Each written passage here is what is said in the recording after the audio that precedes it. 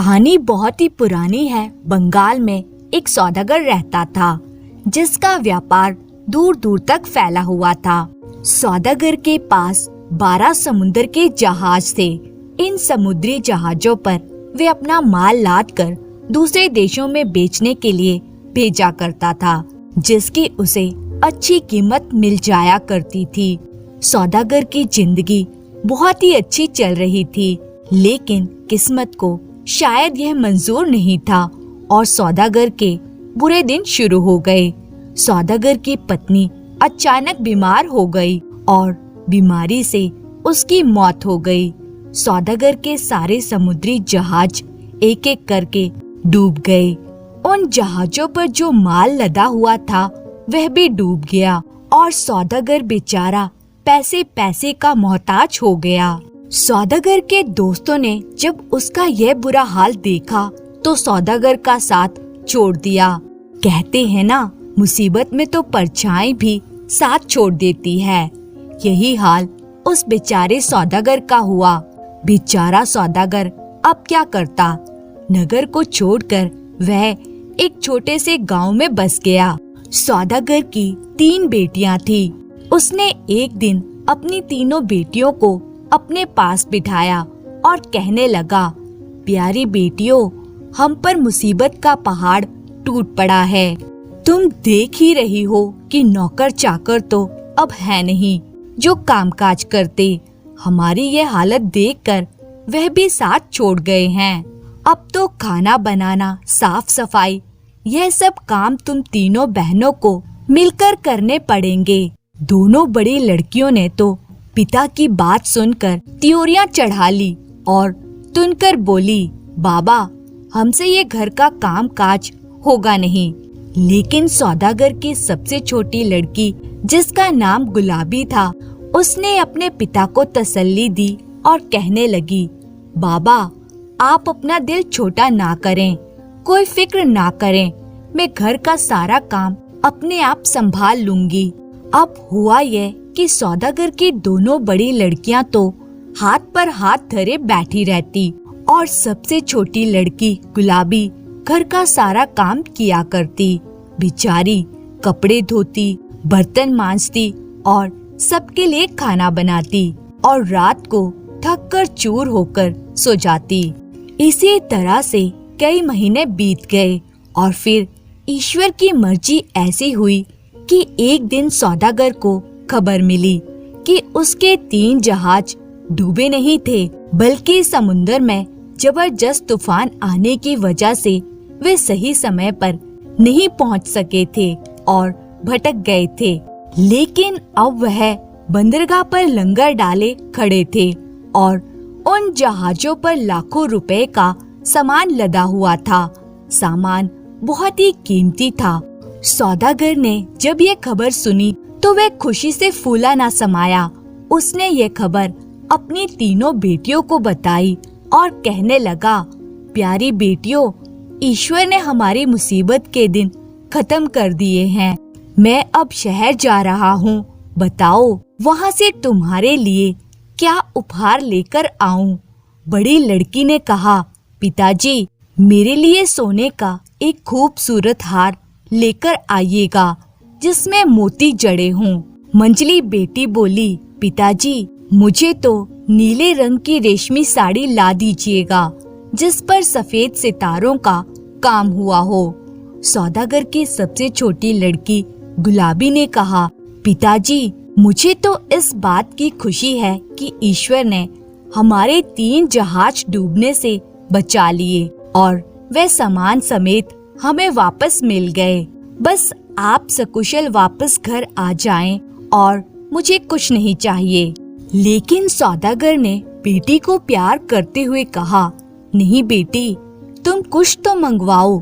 गुलाबी ने थोड़ी देर सोचा और फिर बोली, अच्छा पिताजी, अगर आपकी खुशी इसी में है तो फिर मेरे लिए गुलाब का एक फूल लेकर आइएगा जिसकी भीनी भीनी महक से मेरा मन प्रसन्न हो जाए। दूसरे दिन सौदागर ईश्वर का नाम लेकर शहर रवाना हो गया। शहर पहुंचने के बाद सौदागर ने अपना सारा माल वहीं की मंडी में बेच दिया और लाखों रुपए का मुनाफा कमाया। जब सारा माल बिक गया और सौदागर को समय मिला तो वे बाजार में अपनी बेटियों के लिए उपहार खरीदने गया। सबसे पहले उसने अपनी बड़ी बेटी के लिए एक सोने का हार खरीदा। उसके बाद अपनी मंझली बेटी के लिए एक रेशमी साड़ी खरीदी। अब सौदागर अपनी सबसे छोटी बेटी के लिए गुलाब का फूल खरीदने के लिए बाजार में घूमने लगा। लेकिन अजीब बात यह थी कि सारा दिन ढूंढने पर भी बाजार में गुलाब का फूल कहीं नहीं मिला। अगले दिन सौदागर ने फिर से बाजार में गुलाब का फूल ढूंढने की कोशिश की। देखते ही देखते आसमान में काले काले बादल घेर आए और फिर मूसलाधार बारिश होने लगी। सौदागर बारिश से बचने के लिए इधर उधर कोई आसरा ढूंढने लगा, मगर हर तरफ सन्नाटा छाया हुआ था। ढूंढते ढूंढते सौदागर को कुछ ही दूरी पर एक आलीशान मकान नजर आया।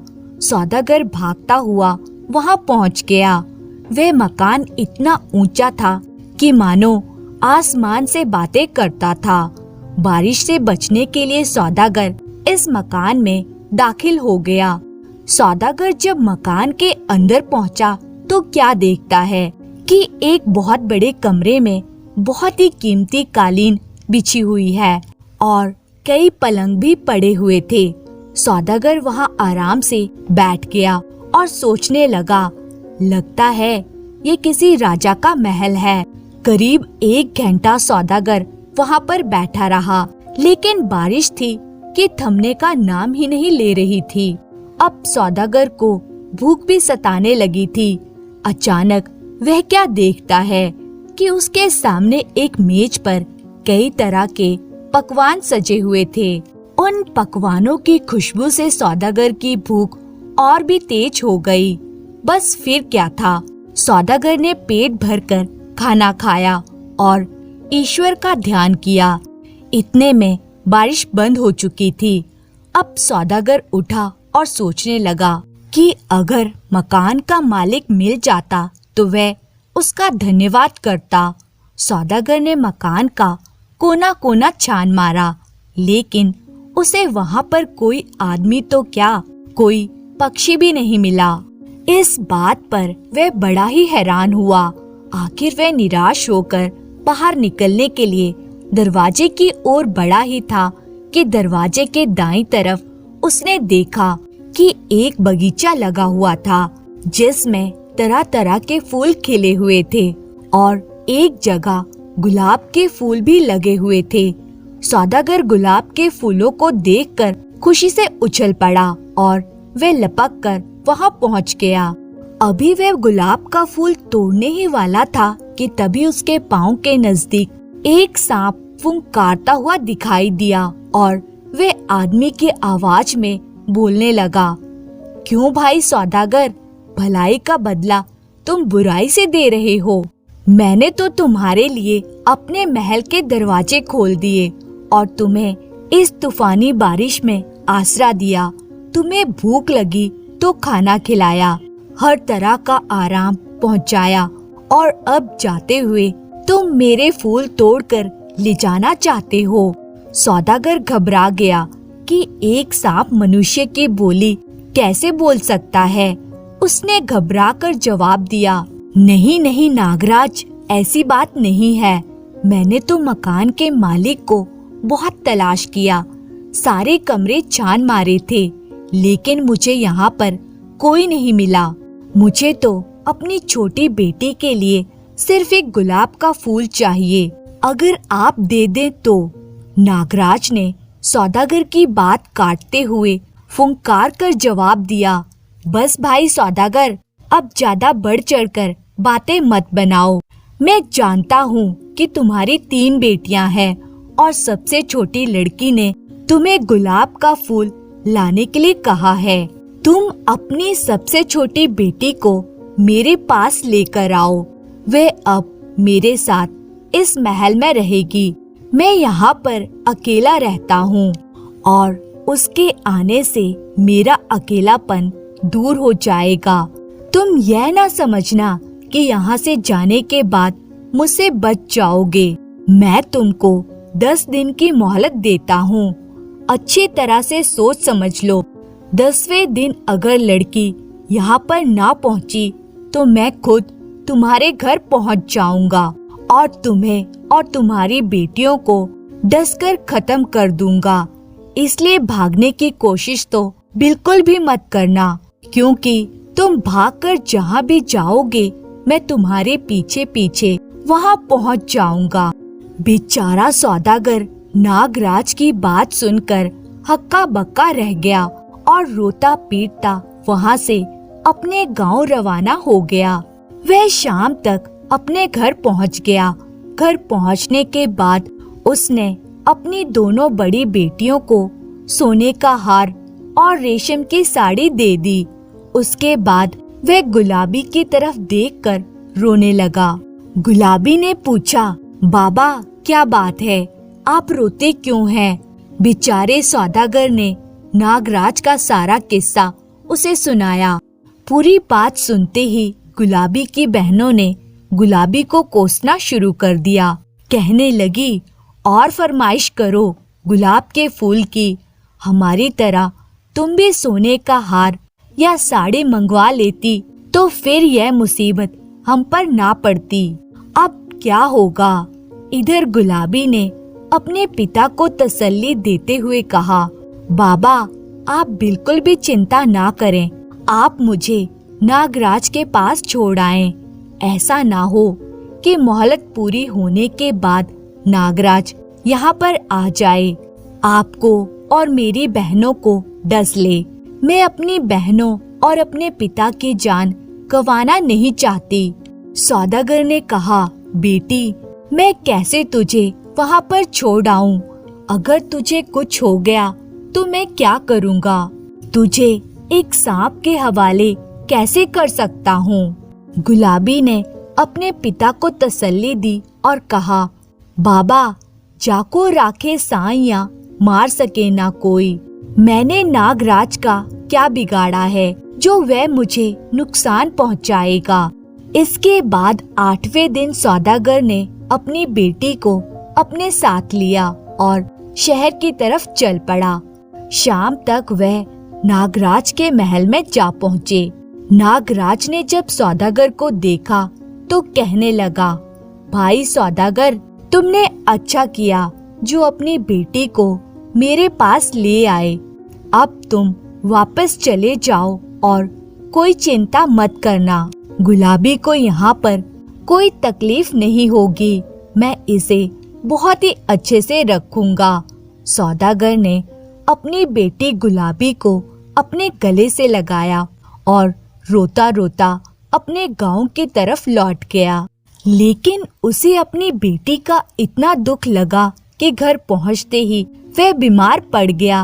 वह हर वक्त अपनी बेटी को याद करता और आंसू बहाता रहता।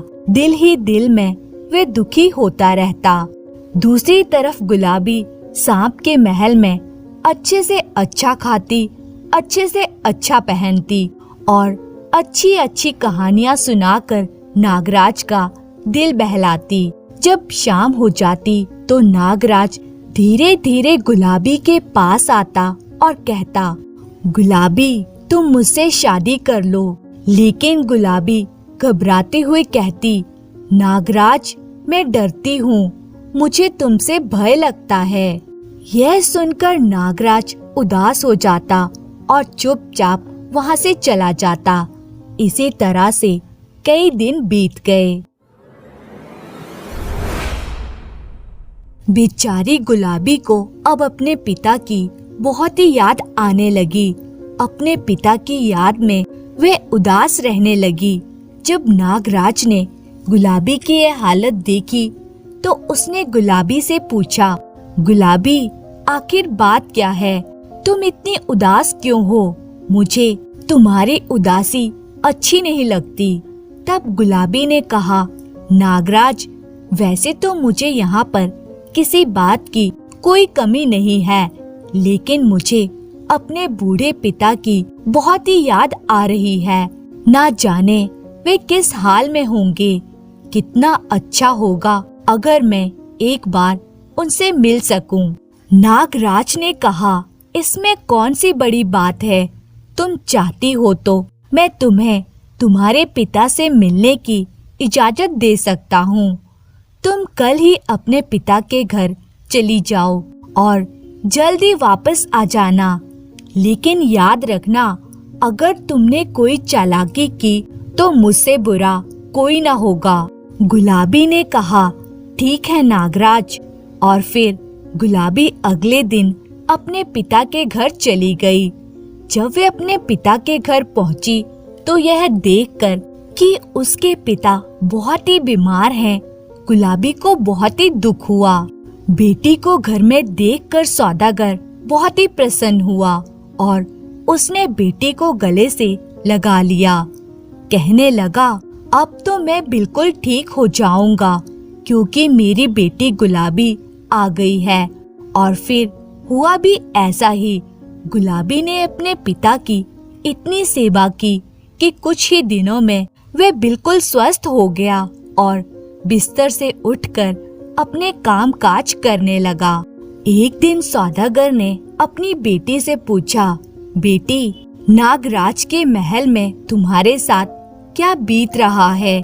बेटी ने सारी बात अपने पिता को बता दी और आखिर में कहने लगी, बाबा, बाकी सारी बातें तो छोड़िए, सबसे अजीब बात तो यह है कि हर रोज जब शाम ढलती है तो नागराज मेरे पास आकर मुझसे कहता है कि गुलाबी, मुझसे शादी कर लो। सौदागर ने पूछा, बेटी, तुम नागराज को क्या जवाब देती हो? गुलाबी ने कहा, मैं कहती हूँ, नागराज, मैं तुमसे डरती हूँ, मुझे तुमसे भय लगता है। और मेरा ये जवाब सुनकर नागराज चुपचाप वहाँ से चला जाता है। ये सुनकर सौदागर किसी गहरी सोच में पड़ गया और बड़ी देर तक वह सिर झुकाए बैठा रहा। कहने लगा, बेटी, अगर इस बार नागराज ने तुमसे यही बात कही तो तुम उसको यह जवाब देना, अच्छा नागराज, मैं तुमसे शादी करने के लिए तैयार हूँ। गुलाबी ने हैरान होकर कहा, बाबा, नागराज से शादी? ये आप क्या कह रहे हैं?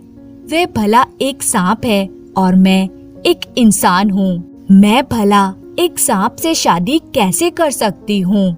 सौदागर ने अपनी बेटी को मुस्कुराकर जवाब दिया, हाँ बेटी, मुझे इस बात में कोई रहस्य लगता है। तुम मेरा कहा मान कर तो देखो, हो सकता है ईश्वर की यही इच्छा हो। गुलाबी ने कहा, अच्छा बाबा, अब की बार मैं आपके कहने पर यही जवाब दूंगी। अब सौदागर बिल्कुल स्वस्थ हो चुका था, इसलिए गुलाबी ने वापस सांप के महल में जाने की तैयारी शुरू कर दी और फिर अपनी बहनों और बाबा से मिलकर वे वापस सांप के महल लौट गई। महल में पहुंची तो नागराज ने उसे देखकर कहा, तुम आ गई गुलाबी? और गुलाबी ने जवाब दिया, मेरे पिताजी स्वस्थ हो गए तो मैं वापस आ गई। मैंने तुम्हें वचन जो दिया था। और फिर जब शाम ढलने लगी तो नागराज गुलाबी के पास आया और धीरे से कहने लगा, गुलाबी, तुम मुझसे शादी कर लो। पहले तो गुलाबी कुछ हिचकिचाई, लेकिन फिर उसे अपने पिता की कही हुई बात याद आ गई। वे हिम्मत करके बोली, अच्छा नागराज, मैं तुमसे शादी करने के लिए तैयार हूँ। अब तो तुम खुश हो ना? इधर गुलाबी के मुंह से यह शब्द निकले और उधर नागराज ने अपने शरीर से सांप की खाल उतार दी और लोटपोट होकर देखते ही देखते वे एक खूबसूरत राजकुमार बन गया। उसने कीमती कपड़े पहने थे, सुंदर चेहरा, तगड़ा शरीर और लंबा कद। गुलाबी ने हैरान होकर कहा, नागराज कहाँ पर गए? राजकुमार ने मुस्कुराकर जवाब दिया, बात यह है गुलाबी, वह सांप मैं ही हूँ। यह करीब 10 साल पहले की बात है। मैं एक राजकुमारी के स्वयंवर में गया था और स्वयंवर की शर्त यह थी कि राजकुमारी उस लड़के को अपना दूल्हा बनाएगी जो जंगल में जाकर सबसे अनोखे तरीके से शिकार करेगा। और इस शर्त को पूरा करने के लिए मैं जंगल में गया। मैंने देखा कि एक बाज अपने पंजों में एक सांप को दबाते हुए आसमान में उड़े जा रहा था। मैंने अपना तीर कमान संभाला और निशाना सीधा बाज पर लगाया, जिसका नतीजा यह निकला कि वह सांप बाज के पंजों से छूट गया और जमीन पर गिरने लगा। लेकिन मेरा दुर्भाग्य था कि वह सांप वहीं जंगल में बैठे एक ऋषि के ऊपर जा गिरा, जो उस समय ध्यान में लीन थे। जब सांप उस ऋषि के ऊपर गिरा तो ऋषि का ध्यान भंग हो गया। जब मैं उस सांप को लेने के लिए ऋषि के पास गया, तब ऋषि महाराज को मेरी इस हरकत पर बड़ा ही क्रोध आया और उन्होंने मुझे श्राप दे दिया। कहा, दुष्ट राजकुमार, तूने ध्यान में लीन एक ऋषि पर यह सांप गिराया है। मैं तुझे श्राप देता हूँ कि तू भी इस समय एक सांप बन जाए। ऋषि का श्राप सुनकर मैं भय से कांपने लगा और ऋषि के पैरों में गिरकर उनसे माफी मांगने लगा। और मैंने ऋषि को सारी बात बताई कि जो भी हुआ वे अनजाने में हुआ है, क्योंकि राजकुमारी के स्वयंवर की शर्त इसी तरह की थी और यह सब मैंने राजकुमारी से शादी करने के लिए किया था। मेरी बात सुनकर ऋषि का क्रोध शांत हुआ। तब उन्होंने कहा, राजकुमार, मेरा श्राप खाली तो नहीं जा सकता, लेकिन मैं तुम्हें इस श्राप से मुक्त होने का उपाय बता सकता हूँ। और वह यह है कि सांप बनने के बाद जिस दिन कोई लड़की अपनी इच्छा से तुमसे शादी करने को तैयार हो जाएगी, उसी दिन तुम श्राप मुक्त हो जाओगे और फिर से एक राजकुमार बन जाओगे। आज तुमने मुझसे शादी करने के लिए हामी भर दी, तो मैं फिर से एक राजकुमार बन गया। गुलाबी राजकुमार को देखकर बहुत ही प्रसन्न हुई। इसके बाद राजकुमार गुलाबी को लेकर अपने राज्य में गया, जहाँ पर उसके माता पिता भी थे। वे लोग राजकुमार को देखकर बहुत ही प्रसन्न हुए और फिर बड़े ही धूमधाम से गुलाबी और राजकुमार की शादी कर दी गई। कुछ दिनों के बाद गुलाबी और राजकुमार सौदागर से मिलने के लिए उसके गांव गए। सौदागर यह देखकर बड़ा ही खुश था कि उसकी बेटी अब एक राज्य की रानी बन चुकी है और इस तरह से वे सब एक सुखमय जीवन बिताने लगे। धन्यवाद। बात बहुत ही पुरानी है कि एक बादशाह का दरबार लगा हुआ था। दरबार में एक बहुत ही अजीबोगरीब मामला सुनवाई के लिए पेश हुआ था। एक तरफ एक अंधा गरीब खड़ा था जो कहता था कि बादशाह के सामने रखी जो 100 अशर्फियों की थैली है वह उसकी है, जो उसने कई सालों में भीख मांगकर जमा की है। जबकि दूसरी तरफ 2 भाई थे जिनका कहना था कि उन्होंने अपनी दिन रात की कड़ी मेहनत और ईमानदारी से तेल बेच बेच कर कमाई की है, क्योंकि वे दोनों पेशे से तेली थे और तेल निकाल कर वे लोगों को बेचा करते थे। वे बादशाह बहुत ही समझदार और अक्लमंद था। उसने फैसला सुनाने से पहले दोनों पक्षों से मामले की पूरी सच्चाई जाननी चाहिए, ताकि मामले की जड़ तक पहुंचा जा सके। सबसे पहले भिखारी ने बोलना शुरू किया। कहने लगा, बादशाह जी, मैं भला आंखों का अंधा कैसे 2 जवान लड़कों को धोखा दे सकता हूँ। यह दोनों भाई तो मुझे लूटने चले थे, मेरी अशर्फियों को अपना बता रहे हैं। मुझे इन दोनों जालिम भाइयों से बचाइए। यह सुनकर उन दोनों भाइयों में से एक भाई ने आगे बढ़कर कहा, नहीं हुजूर, यह भिखारी झूठ बोलता है, अपनी मासूमियत का नाजायज फायदा उठा रहा है। हम दोनों भाई भी इसी तरह से इसके धोखे में फंस गए थे। यह अशर्फियां हमारी है जो कि हम अपने साथ वापस अपने शहर ले जा रहे थे। और फिर इसके बाद उस आदमी ने अपनी पूरी कहानी बताना शुरू किया और कहने लगा, हुजूर, हम दोनों भाई दूसरे शहर में रहते थे। हम दोनों में बड़ा ही प्यार और भाईचारा है।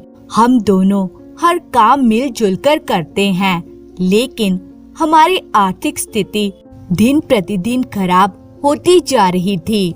हमारा कपड़े का अच्छा खासा कारोबार था, जो देखते ही देखते मंदी का शिकार होता चला गया और नौबत यह आ गई कि हमारा व्यापार बिल्कुल ठप हो गया।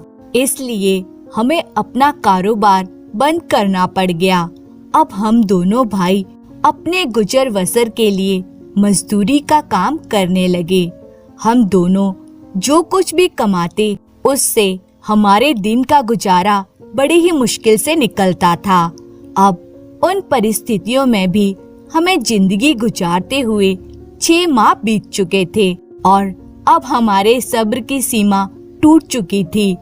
एक दिन हमारा एक रिश्तेदार हमारे घर पर आया, जिसने हमें मशवरा दिया कि भाई, अगर गांव में रोजगार नहीं चल रहा तो किसी दूसरे बड़े नगर में जाकर काम तलाश करके देख लो। हो सकता है पैरों तले की मिट्टी बदलने से तुम्हारी किस्मत भी बदल जाए। उसकी बात हमें बिल्कुल सही लगी। हम लोगों के पास थोड़ी बहुत जो जमीन थी, वह जमीन हमने बेच दी, जिसमें से कुछ धन हमने अपने साथ ले जाने के लिए रख लिया और बाकी का धन अपने बीवी बच्चों को सौंप दिया, ताकि वे पीछे से अपना गुजारा चला सकें। फिर हम दोनों भाइयों ने जाने का फैसला कर लिया और हम चल पड़े। जब हम शहर में आए तो हमने सुन रखा था कि इस शहर के एक बड़े ही नेक दिल बादशाह राज करते हैं। हम दोनों भाइयों ने मिलजुल कर इस शहर में एक कोलू लगा लिया, जिसमें से हम तेल निकालते और लोगों को तेल बेचते। हम कुछ किसानों से सरसों खरीदते और फिर अपने कोलू में उसे पीसकर तेल निकालते। तेल निकालने के बाद हम लोगों को उसे बेचते। इस तरह से हमारा कारोबार अच्छा चलने लगा और कुछ ही दिनों में हमारे हालात बदल गए। हम दोनों भाइयों ने बहुत ही मेहनत की और अपनी दिन रात की मेहनत को जमा करना शुरू कर दिया।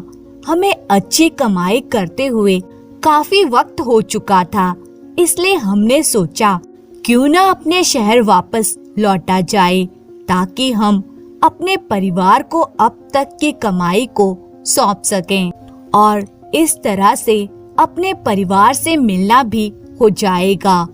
बस यही सोचकर हमने वापसी की तैयारी की। अपना सामान बांधा और 100 अशर्फियां जो हमने तेल बेच कर जमा की थी, एक थैली में डाली और रवाना हो गए।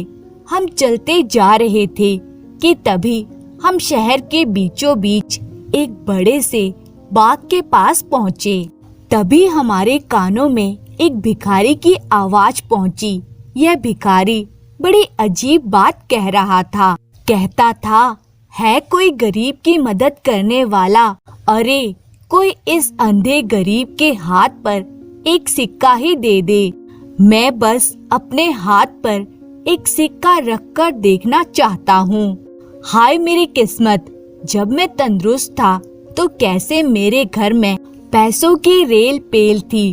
बस मैं अंधा हो गया और मेरी किस्मत फूट गई।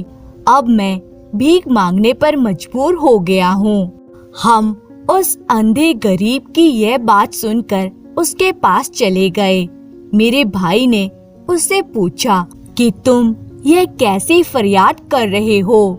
उसने हमें कहा, मैं क्या बताऊं, मैं जब से अंधा हुआ हूँ मैं सिक्कों को देख तो सकता नहीं, छूने को भी तरस गया हूँ। काश कोई मेरी हथेली पर एक सिक्का रख दे। यह सुनकर मेरे भाई ने हंसते हुए उस गरीब भिखारी से कहा, तो तुम अपने हाथ पर एक सिक्का रखकर देखना चाहते हो? मैं तुम्हारे हाथ पर पूरे 100 सोने के सिक्के रख देता हूँ। तुम इन सिक्कों को छू कर देख लो। यह कहकर मेरे भाई ने उसके हाथ पर अशर्फियों की थैली रख दी। उस भिखारी ने थैली को खोलकर अशर्फियों को हाथ में लेना शुरू कर दिया। कुछ क्षण वह इसी काम में व्यस्त रहा और जब हमने उससे अपनी अशर्फियों की थैली मांगी तो उसने कहा, कौन सी अशर्फियां? यह तो मेरी हैं। तुम बिन मतलब मुझ पर इल्जाम लगा रहे हो। तुम्हें एक अंधे को लूटते हुए शर्म नहीं आती? बस ये कहते कहते उसने शोर मचाना शुरू कर दिया। शोर सुनकर बहुत से लोग इकट्ठे हो गए और सभी लोग इसे अंधे का विश्वास कर रहे थे और हमें आपके सामने पेश कर दिया गया। अब आप ही न्याय कीजिए। ये अशर्फियां हमारी बहुत ही सख्त मेहनत से कमाई हुई हैं।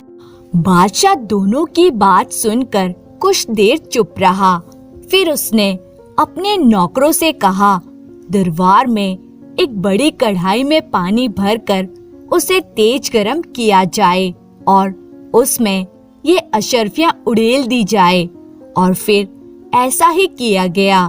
सभी दरबारियों के सामने एक बड़ी सी कढ़ाई में पानी को गर्म किया गया और अशर्फियां उसमें डाल दी गई।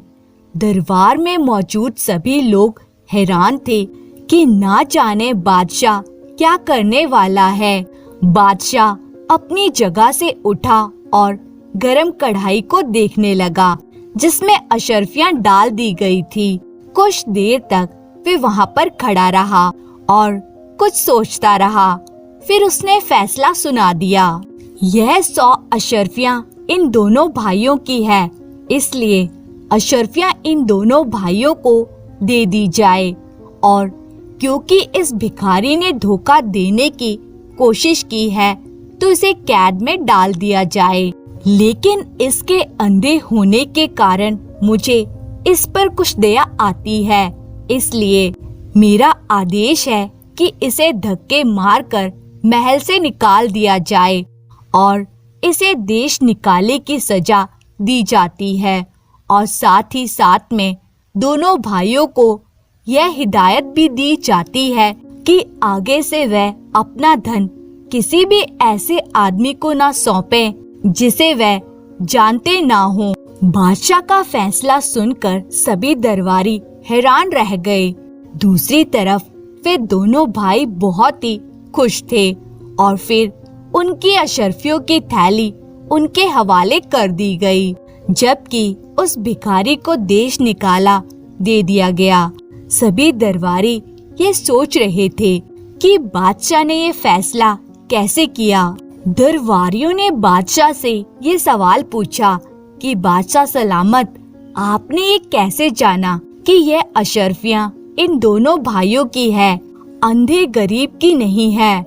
बादशाह ने बताया कि जब ये अशर्फियां खौलते हुए पानी में डाली गई तो मैं इस बात को जानता था कि ये दोनों भाई तेली हैं, यानी तेल निकालकर तेल बेचने का काम करते हैं। तो यह वही अशर्फियां होगी जो ग्राहकों ने तेल खरीदते समय इन्हें दी होगी और ये तेल वाले हाथों से उन अशर्फियों को लेकर रख लेते होंगे।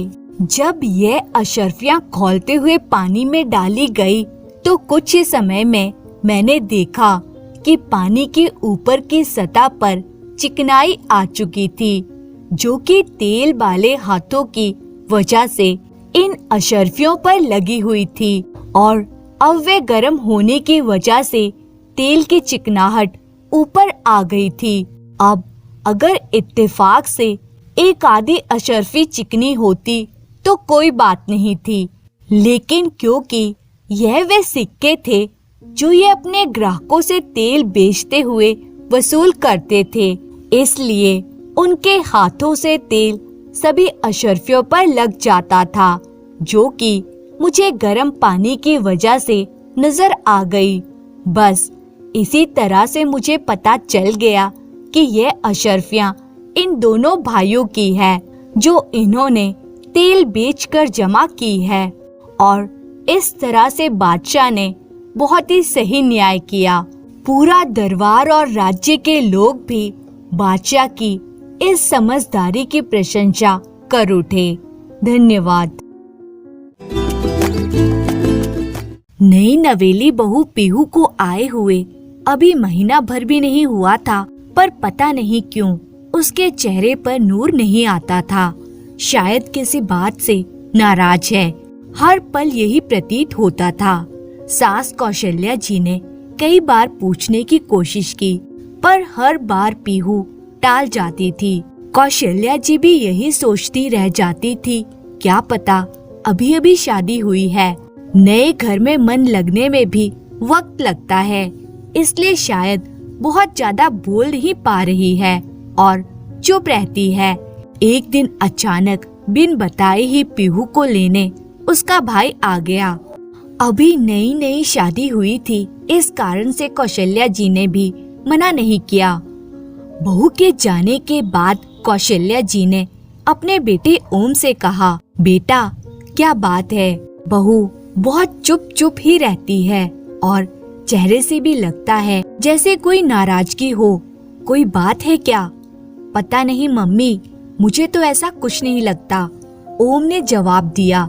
शायद मेरी गलत फहमी हो, पर फिर भी एक बार मन टटोल कर देख बहू का, क्या पता जो मुझे ना बोल पा रही हो तुझसे बोल दे। ठीक है माँ, जब आएगी तब बात करके देख लूंगा, कहकर ओम अपने ऑफिस चला गया। शाम को जब ओम घर आया तो देखा कौशल्या जी उदास बैठी हैं। उन्हें उदास देखकर ओम ने पूछा, क्या हुआ माँ, आप ऐसे उदास क्यों बैठी हो? ओम के सवाल पर कौशल्या जी ने कहा, बेटा कल संडे है, तू एक काम कर, तेरा सामान मेरे कमरे में शिफ्ट कर ले और मैं तेरे कमरे में शिफ्ट हो जाती हूँ। अरे अचानक से कमरा शिफ्ट करने की बात कहाँ से आ गई माँ, और क्या परेशानी है जो कमरा शिफ्ट कर रही हो? बेटा मैं अकेली ही तो जीव हूँ, तेरे पापा है नहीं, भला इतने बड़े कमरे का मैं क्या करूँगी, इसलिए बड़ा कमरा तू ले ले और मेरा सामान तेरे कमरे में शिफ्ट कर दे। अरे माँ रहने दो ना, क्या जरूरत है, आराम से रह तो रहे हैं, वैसे भी पीहू यहाँ है नहीं, वे क्या सोचेगी और लोग पीहू के बारे में क्या क्या बातें बनाएंगे। आते ही सास को उसके कमरे से निकाल दिया। ओम हंसते हुए बोला। उसकी बात सुनकर कौशल्या जी चुप हो गई, पर दूसरे दिन उसके पीछे पड़कर उन्होंने कमरा शिफ्ट करवा ही दिया। जब सब सामान कमरे में शिफ्ट हो गया तो कौशल्या जी बोली, बेटा एक काम कर, तेरे ससुराल से जो सोफे आए हैं वे भी यहाँ कमरे में रख ले। उनकी बात सुनकर ओम बोला, माँ तुम्हारे दिमाग में चल क्या रहा है, पड़े रहने दो ना, बाहर मेहमान आएंगे तो बाहर बैठने के काम आएंगे। अरे बेटा पर हमारे अपने भी तो सोफे हैं ना, वे रख लेंगे हॉल में। अरे माँ कैसी बातें कर रही हो, नए सोफे हैं, हॉल में ज्यादा अच्छे लगेंगे। नहीं नहीं, बहू के नए सोफे हैं, उसके कमरे में ही अच्छे लगेंगे। उनकी बातें सुनकर ओम एक पल के लिए चुप हो गया, फिर बोला, किसी ने कुछ कहा है क्या? अचानक से ओम के सवाल को सुनकर कौशल्या जी बोली, नहीं नहीं, किसी ने कुछ नहीं कहा, बस सोफे कमरे में रख दे। आखिरकार सोफे पीहू और ओम के कमरे में शिफ्ट कर दिए गए। दूसरे दिन ओम जब घर आया तो पीहू घर आ चुकी थी।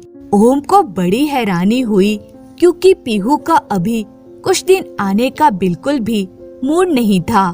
ओम नोटिस कर रहा था क्योंकि पीहू और कौशल्या जी के बीच में अजीब सा तनाव था। दोनों खुलकर बातें नहीं करती थीं। कुछ दिनों बाद पीहू दोबारा मायके गई।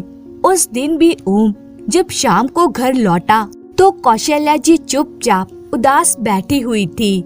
ओम ने फिर से इसका कारण पूछा तो कौशल्या जी ने कहा, बेटा तू पूजा घर मेरे कमरे में शिफ्ट करा दे।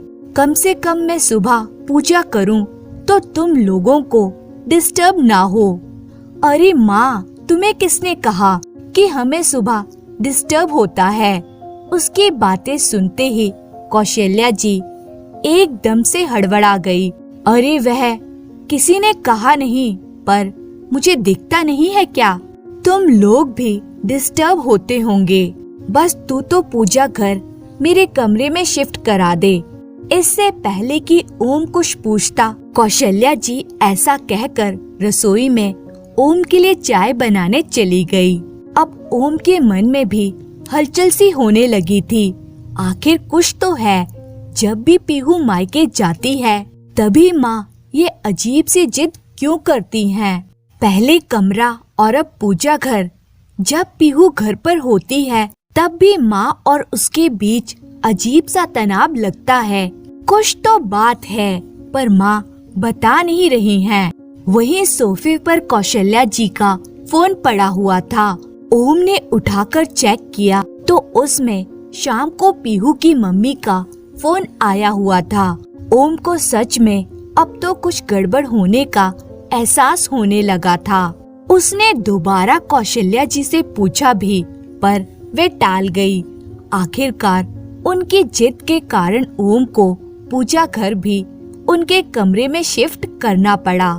और दूसरे दिन जब घर लौटा तो वाकई वह देखकर हैरान रह गया कि पीहू मायके से आ गई है। पर जब माँ ही नहीं बताना चाहती तो आखिर ओम भी पूछे किससे? पीहू से बात की तो उसने सिर्फ इतना ही कहा, अब माँ की इच्छा है कि वे क्या करना चाहती है तो मैं क्या करूँ। इसके आगे ओम भी कुछ न कह सका, पर शक का कीड़ा तो दिमाग में बैठ गया था। आखिर उसका शक यकीन में तब बदल गया जब कुछ दिन बाद पीहू वापस मायके गई। इस बार कौशल्या जी ने ओम से पीहू के दहेज में आया हुआ टीवी पीहू के कमरे में लगाने को कहा। इस बार ओम बिगड़ गया। ये क्या है माँ? आखिर यह क्या लगा रखा है आपने? जब भी पीहू मायके जाती है आप बस यही बात करने लग जाती हो। इसको यहाँ सेट करो, उसको वहाँ सेट करो। आखिर चल क्या रहा है आपके मन में? बताती क्यों नहीं हो आप? ओम को इस तरह चिल्लाते देखकर कौशल्या जी की आंखों में आंसू आ गए और वे लगभग रोती हुई बोली, बेटा मैं तो बस यही चाहती हूँ कि तुम दोनों खुश रहो। आखिर मेरी उम्र ही कितनी बची है। मेरे कारण तुम्हारा घर ना बसे, मैं ऐसा कभी नहीं चाहूंगी। कौशल्या जी की बातें सुनकर ओम हैरान हो गया। फिर बड़े प्यार से कौशल्या जी से पूछा, माँ सच सच बताओ हो क्या रहा है? रोते रोते कौशल्या जी ने जो बात कही सुनकर ओम के पैरों तले जमीन खिसक गई। कौशल्या जी को रोते देखकर ओम का मन रो रहा था, पर फिर भी उसने हिम्मत करके बड़े ही प्यार से कौशल्या जी से पूछा, माँ बात क्या है? जब तक बताओगी नहीं समस्या का समाधान कैसे निकलेगा? ओम को इस तरह बोलता देखकर कौशल्या जी ने रोते रोते ही उसका हाथ पकड़कर कहा, पहले वादा करो कि तुम मुझे छोड़कर नहीं जाओगे। मैं अकेले कैसे रहूंगी तेरे बिना? तेरे पापा भी नहीं हैं। भगवान के लिए मुझे वृद्ध आश्रम भी मत छोड़ना बेटा। मैं तुम लोगों को परेशान नहीं करती। पता नहीं सब कुछ अपने आप ही हो जाता है।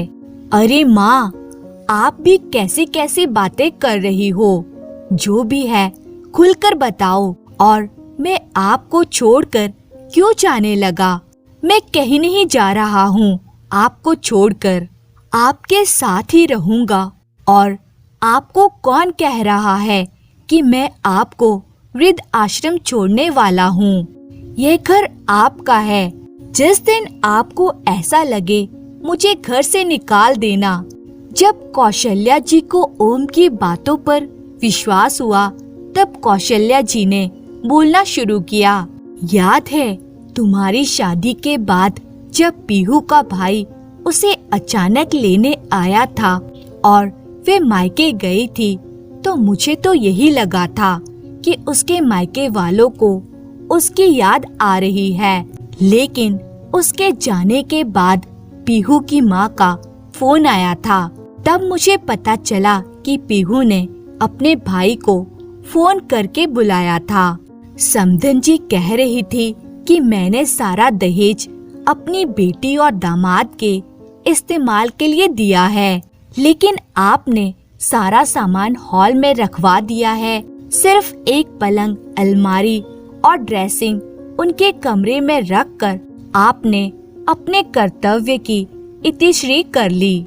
आपकी तो उम्र हो गई है, आप उस सामान को अपने पास रखकर क्या करेंगी? लेकिन कम से कम बच्चों की इच्छाओं का सम्मान कीजिए। अब तो मेरी बेटी उस घर में तभी आएगी जब उसके कमरे में यह सारा सामान सजेगा। अब तू ही बता बेटा कि तेरे उस छोटे से कमरे में सारा सामान कैसे आता।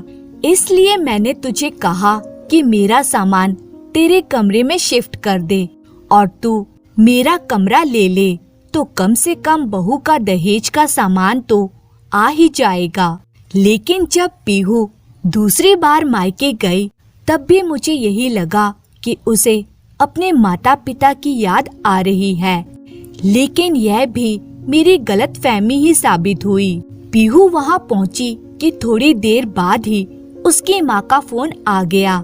कहने लगी कि पीहू को मेरे कारण अपनी गृहस्थी बसाने में बहुत दिक्कत होती है। बेचारी उनकी बेटी कुछ कह नहीं पाती और आपका बेटा आपका लिहाज कर जाता है। इसका मतलब यह नहीं कि आप उनका जीना दुश्वार करके रखो। आप तो सुबह सुबह अपने पूजा पाठ करने बैठ जाती हो, लेकिन मेरी बेटी की तो नींद खराब हो जाती है। देखिए समधन जी, समझाना मेरा फर्ज है। आप तो अभी अभी नई सास बनी हैं, पर मुझे तो दो दो बहुएं रखने का तजुर्बा है। बाकी आपकी मर्जी। अब समधन जी ने तुम्हारा ही नाम ले लिया था तो मुझे लगा कि तुम्हारी भी इसमें रजामंदी है, इसलिए मैंने पूजा घर भी अपने कमरे में शिफ्ट करवा लिया। लेकिन आज सिर्फ एक एलईडी के लिए उन्होंने मुझे कितना कुछ सुना दिया। कहते कहते कौशल्या जी जोर जोर से रोने लगी। ओम काफी देर तक तो माँ को चुप कराने की कोशिश करता रहा। जब माँ चुप नहीं हुई तो ओम उठकर रसोई में गया और पानी का गिलास भरकर ले आया और कौशल्या जी को देकर चुप कराते हुए बोला, क्या कहा माँ उन लोगों ने? मुझे सब कुछ बताओ, मैं भी तो देखूं कौन किस हद तक जा सकता है। आखिर कौशल्या जी थोड़ी देर रुककर बोली, समधन जी कह रही थी कि इस उम्र में क्या मुंह माया के चक्कर में पड़ी हो।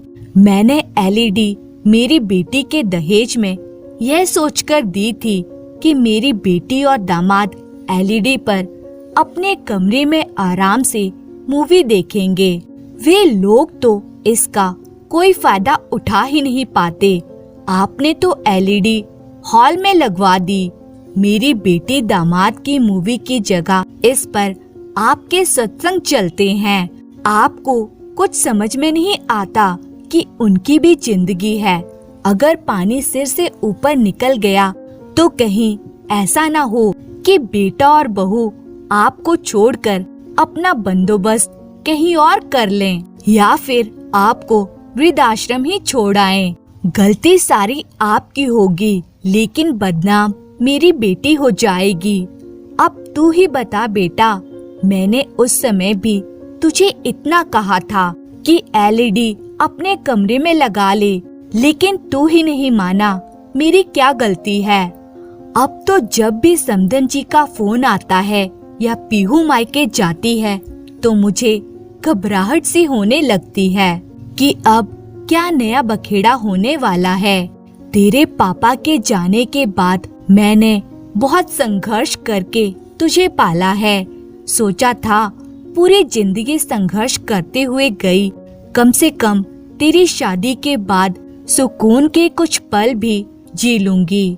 पर सच कहूँ तो अब मुझे बहुत डर लगता है। कहते कहते कौशल्या जी के हाथ कांपने लगे थे, जीभ लड़खड़ाने लगी थी।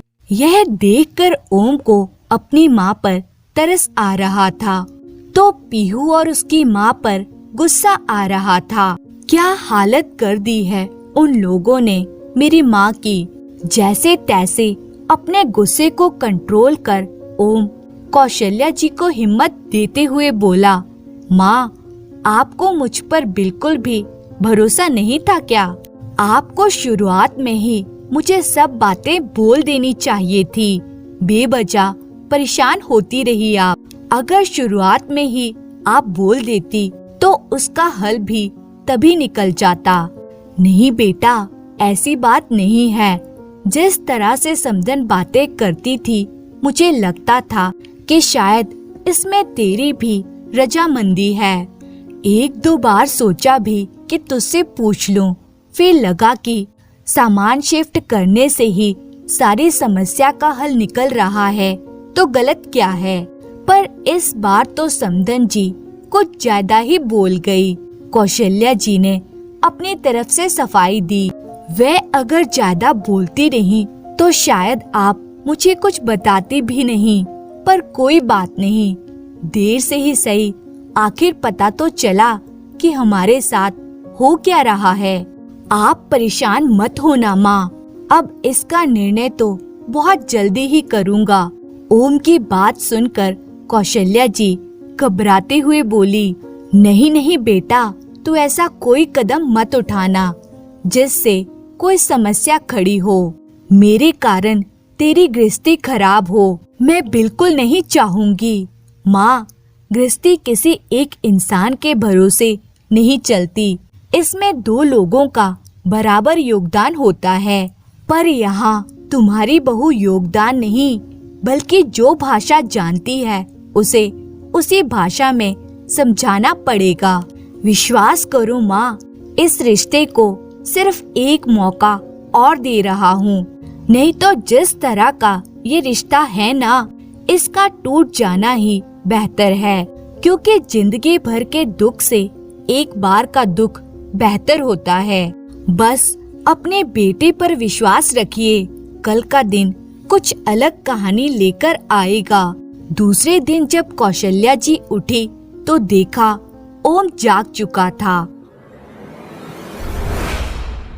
और फोन पर किसी से बातें कर रहा था। थोड़ी देर बाद कौशल्या जी चाय बनाकर ले आई और दोनों माँ बेटे चाय पीने बैठे। इतने में दरवाजे की डोरबेल बजी। कौशल्या जी ने जाकर दरवाजा खोला तो सामने 3 लोग खड़े थे। कौशल्या जी ने हैरानी से उन लोगों से पूछा, आपको किससे मिलना है? तो उनमें से एक लड़का बोला, मैडम, हमें ओम भैया ने बुलाया है, आप उन्हें बुला दीजिए तो हम हमारा काम शुरू करें। इतने में खुद ओम बाहर आ गया और आते ही बोला, अरे आ गए आप लोग, चलिए जल्दी जल्दी काम निपटाना है। मैं आपको बता देता हूँ कौन कौन सा सामान उठाना है। इतने में कौशल्या जी बोली, ओम, कौन सा सामान उठाने की बात कर रहे हो? मुझे बताओगे आखिर चल क्या रहा है? माँ, बस मेरा साथ दो, हर समस्या का समाधान होता है। कोई सीधे तरीके से समझता है तो कोई दूसरे तरीके से। जिस तरह की हरकतें वे लोग कर चुके हैं उससे इतना तो समझ में आ गया है कि उन्हें सीधा तरीका समझ में नहीं आता, तो बस अब दूसरे तरीके से समझा रहा हूँ। लेकिन तू करना क्या चाहता है, मुझे बता तो सही। अभी भी कौशल्या जी अपने बेटे से पूछे जा रही थी। माँ, बस 1 मिनट में अभी आया, कहकर ओम उन लोगों को कुछ समझाकर आ गया और आकर कौशल्या जी से बोला, देख माँ, मुझ पर विश्वास रख और मेरा साथ दे।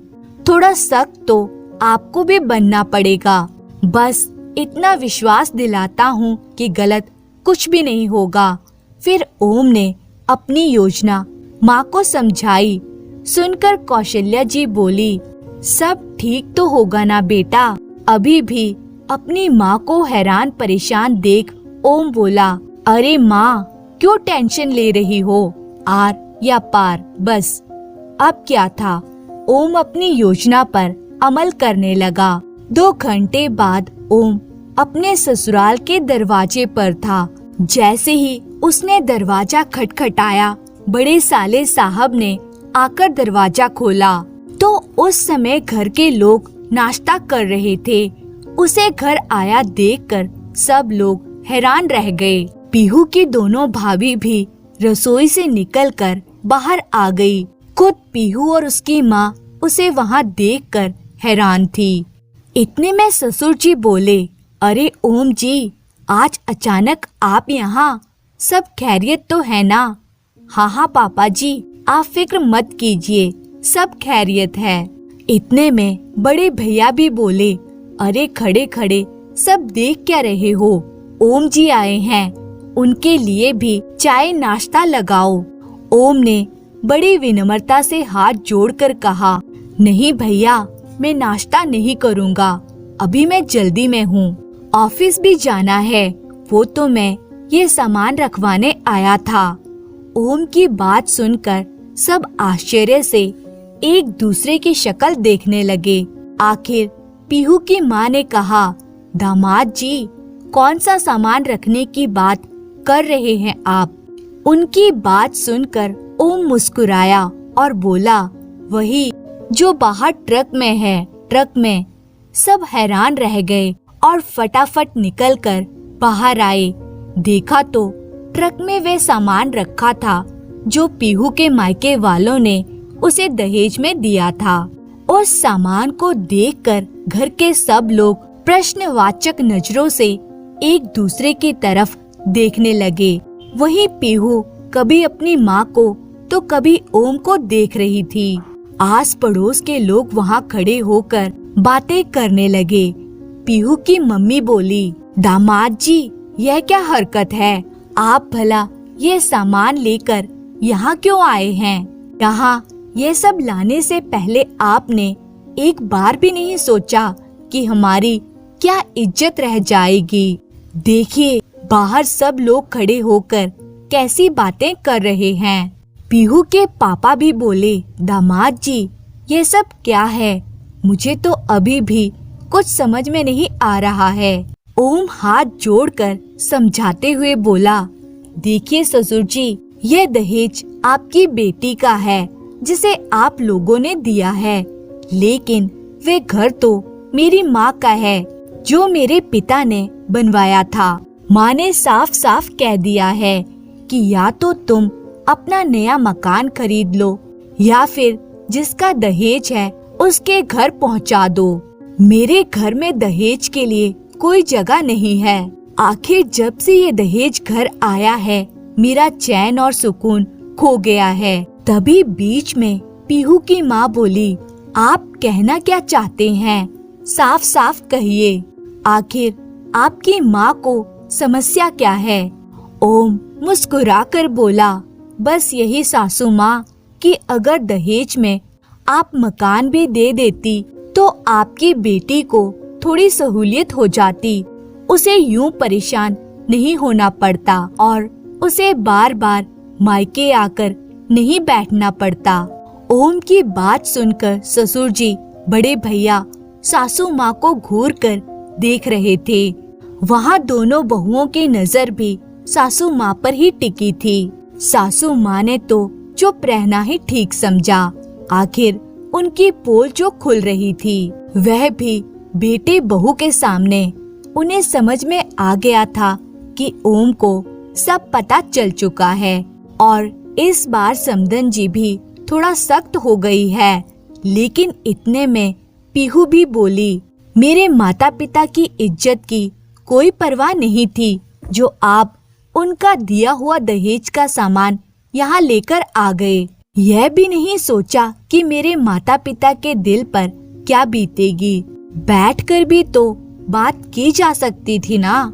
उसकी बात सुनकर ओम बोला, अच्छा बैठकर भी बातें होती है क्या?